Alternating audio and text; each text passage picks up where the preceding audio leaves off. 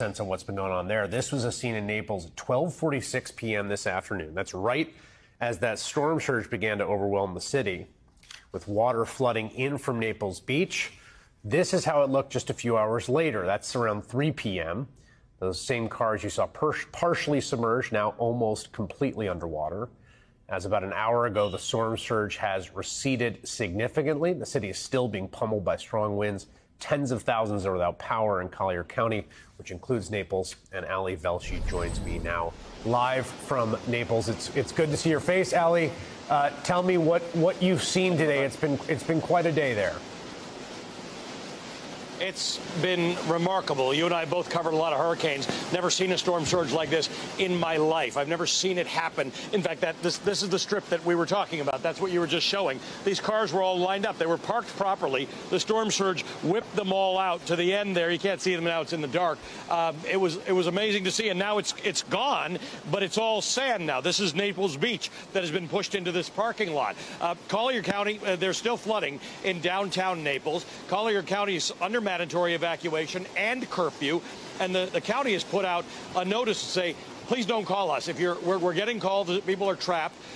We're also getting rerouted calls from Fort Myers, which was hit, as Bill was saying, much more seriously, much more badly.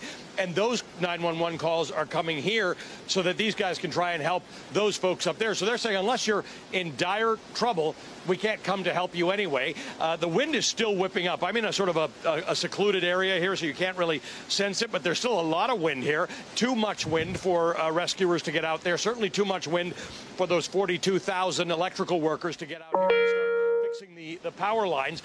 We have reports that 1.8 million people are already without power. And as Bill said, this storm is above Orlando now, a highly populated area. It's going up to Jacksonville. It's going through the St. Johns River, which always floods and puts people out of power. Then it might make a turn and come back as a Category 1. This is a remarkable storm, Chris. It has done a great deal of damage. Probably the worst is over, but for some people, they haven't even had a taste of it. There are some people in Florida who haven't had their first drop of rain yet, and it's going to take out their power, it's going to take out their trees. So this is a very, very serious storm, Chris. That vehicle over your shoulder there, which looks like an RV of some sort or a van, was presumably parked there, lifted and thrown over. Tremendous amounts of damage just from cars. Are the homes in a similar sort of situation? What is your sense of that, assessing that damage? Well, we definitely know, we don't know what's gone on in the barrier islands, first of all. We don't know whether everybody who was there got out or meant to get out. This kind of storm hasn't hit Western Florida in a long time, since Charlie. So we don't know.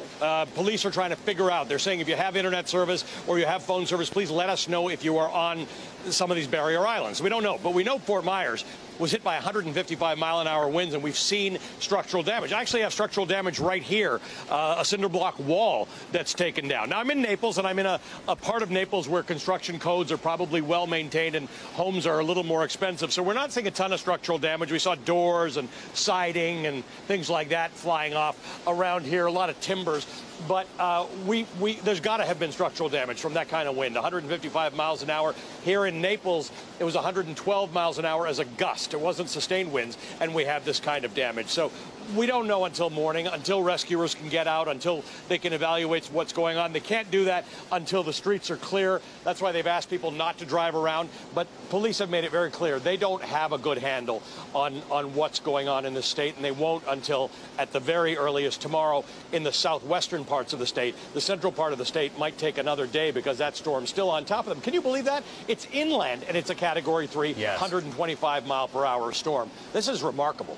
Yeah, it's extremely powerful storm and enormous in its footprint, which you can see from that satellite image. One more question for you, Ali.